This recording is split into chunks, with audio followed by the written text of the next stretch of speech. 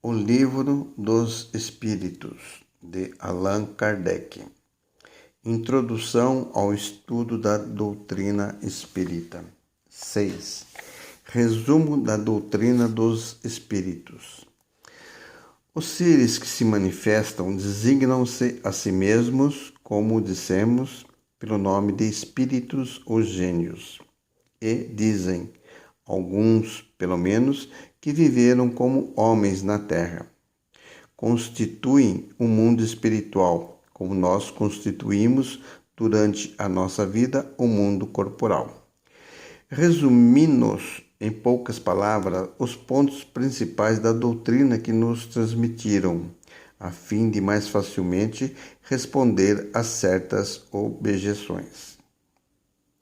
Deus é eterno, imutável, imaterial, único, todo-poderoso, soberanamente justo e bom. Criou o universo que compreende todos os seres animados e inanimados, materiais e imateriais. Os seres materiais constituem o mundo visível ou corporal, e os seres imateriais o mundo invisível ou espírita, ou seja, dos espíritos. O mundo espírita é o mundo normal, primitivo, eterno, pré-existente e sobrevivente a tudo. O mundo corporal é secundário, poderia deixar de existir ou nunca ter existido, sem alterar a essência do mundo espírita. Os espíritos revestem temporariamente um invólucro material perecível e sua destruição pela morte os devolve à liberdade. Entre as diferentes espécies de seres corporais, Deus escolheu a espécie humana para a encarnação dos espíritos, que chegaram a um certo grau de desenvolvimento, o que lhe dá superioridade moral e intelectual ante as demais. A alma é um espírito encarnado e o corpo apenas o seu invólucro. Há no homem três coisas. Primeiro, o corpo ou ser material, semelhante ao dos animais e animado pelo mesmo princípio vital. 2. A alma ou ser imaterial, espírito encarnado no corpo. 3. O laço que une a alma ao corpo, princípio intermediário entre a matéria e o espírito. O homem tem assim duas naturezas. Pelo corpo participa da natureza dos animais, dos quais possui os instintos. Pela alma participa da natureza dos espíritos. O laço ou perispírito que une corpo e espírito é uma espécie de invólucro semimaterial. A morte é a destruição do invólucro mais grosseiro. O espírito conserva o segundo, que constitui para ele um corpo etéreo, invisível para nós no seu estado normal, mas que ele pode tornar acidentalmente visível e mesmo tangível, como se verifica nos fenômenos de aparição. O espírito não é, portanto, um ser abstrato, indefinido, que só o pensamento pode conceber. É um ser real, definido, que em certos casos pode ser apreendido pelos nossos sentidos da vista ou da audição e do tato. Os espíritos pertencem a diferentes classes, não sendo iguais em poder nem inteligência, saber ou moralidade. Os da primeira ordem são os espíritos superiores, que se distinguem pela perfeição, pelos conhecimentos e pela proximidade de Deus, pela pureza dos sentimentos e o amor do bem. São os anjos ou espíritos puros. As demais classes se distanciam mais e mais desta perfeição. Os das classes inferiores são inclinados às nossas paixões, o ódio, a inveja, o ciúme, o orgulho, etc., e se comprazem do mal. Nesse número há os que não são nem muitos bons, nem muitos maus. antes perturbadores entre intrigantes do que maus.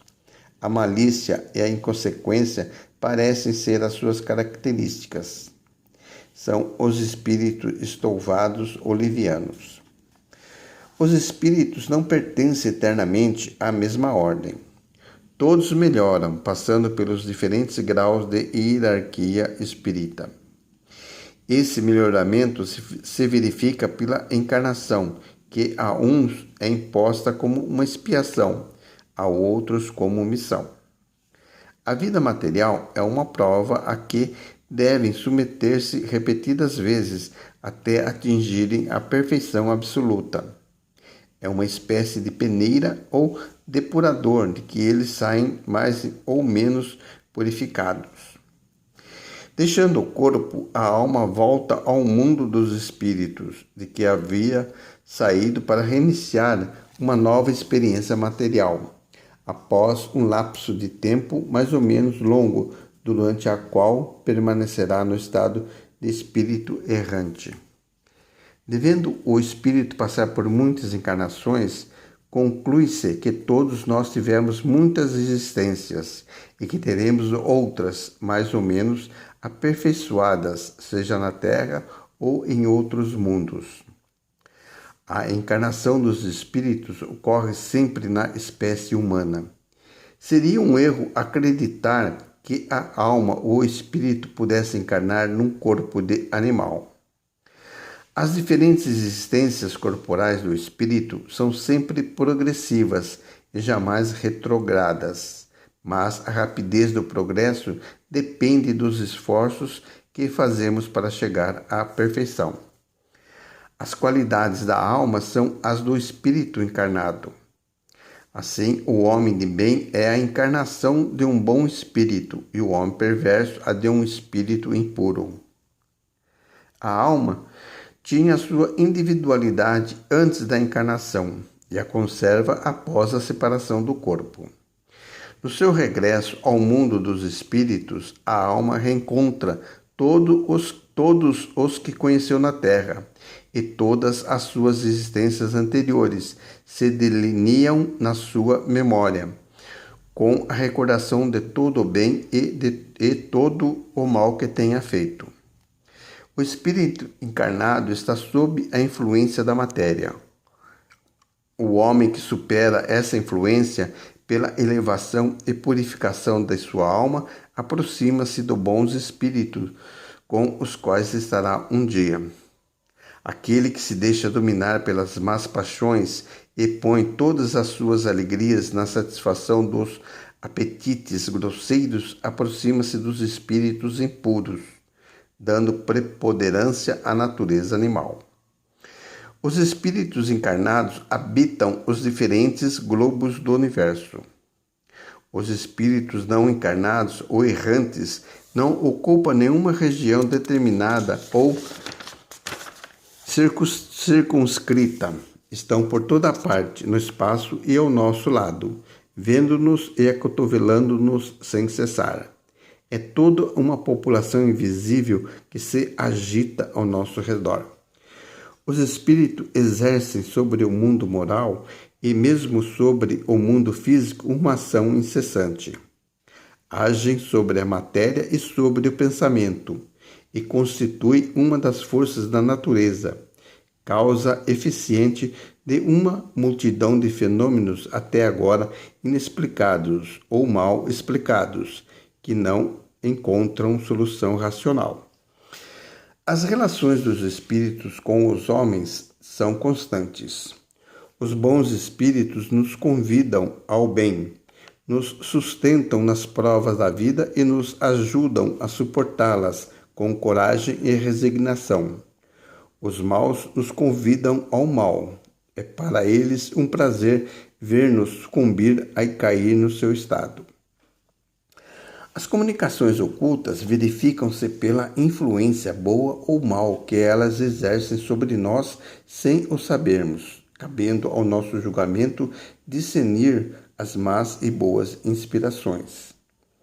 As comunicações ostensivas realizam-se por meio da escrita, da palavra ou de outras manifestações materiais, na maioria das vezes através dos médiuns que lhes servem de instrumentos. Os espíritos se manifestam espontaneamente ou pela evocação. Podemos invocar todos os espíritos, os que animaram homens obscuros e o dos personagens mais ilustres, qualquer que seja a época em que tenham vivido. Os de nossos parentes, de nossos amigos ou inimigos, e deles obter, por comunicação escrita ou verbais, conselhos, informações sobre a situação em que se acham no espaço, seus pensamentos ao nosso respeito, assim como as revelações que lhes seja permitido fazer-nos. Os espíritos são atraídos na razão de sua simpatia pela natureza moral do meio que os invoca. Os espíritos superiores gostam das reuniões sérias, em que predominam o amor do bem e o desejo sincero de instrução e de melhoria. Sua presença afasta os espíritos inferiores, que encontram, ao contrário, livre acesso e podem agir com inteira liberdade entre as pessoas frívolas ou guiadas apenas pela curiosidade e por toda parte onde encontram maus instintos. Longe de obtermos bons conselhos e informações úteis desses espíritos, nada mais devemos esperar do que futilidades, mentiras, brincadeiras de mau gosto ou mistificações, pois frequentemente se servem de nomes veneráveis para melhor nos induzirem ao erro. Distinguir os bons e os maus espíritos é extremamente fácil. A linguagem dos espíritos superiores é constantemente digna, nobre, cheia da mais alta moralidade, livre de qualquer paixão inferior.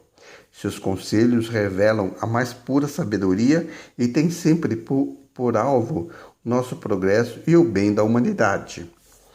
A dos espíritos inferiores, ao contrário, é inconsequente, quase banal e mesmo grosseira. Se dizem às vezes coisas boas e verdadeiras.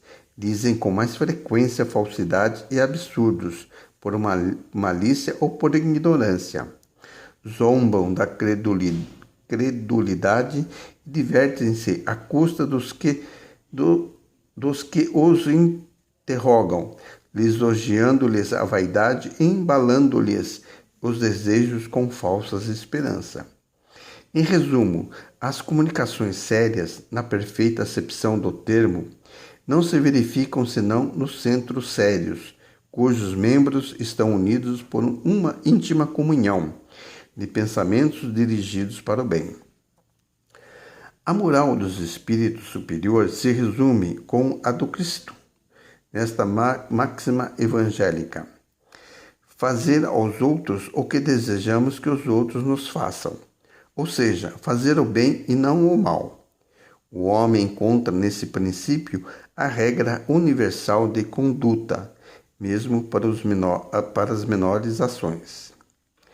Eles nos ensinam que o egoísmo, o orgulho, a sensualidade são paixões que nos aproximam da natureza animal, prendendo-nos à matéria. Que o homem que, desde este mundo, se liberta da matéria pelo desprezo das futilidades mundanas e o cultivo do amor ao próximo, aproxima-se da natureza espiritual. Que cada um de nós deve tornar-se útil segundo as faculdades e os meios que Deus nos colocou nas mãos para nos provar. Que o forte e o poderoso devem apoio e proteção ao fraco. Porque aquele que abusa de sua força e do seu poder para oprimir o seu semelhante viola a lei de Deus. Eles ensinam, enfim, que no mundo dos espíritos nada pode estar escondido. O hipócrita será desmascarado e todas as suas torpezas reveladas. A presença inevitável e incessante daqueles que prejudicamos é um dos castigos que nos estão reservados.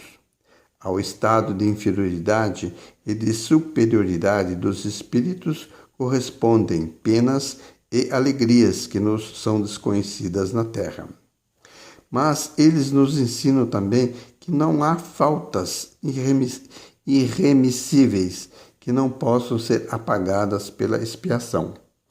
O homem encontra o meio necessário nas diferentes existências que lhe permitem avançar, segundo o seu desejo e os seus esforços na vida do progresso em direção à perfeição, que é o seu objetivo final. Este é o resumo da doutrina espírita, como ela aparece no ensinamento dos espíritos superiores. Vejamos agora as objeções que lhes fazem.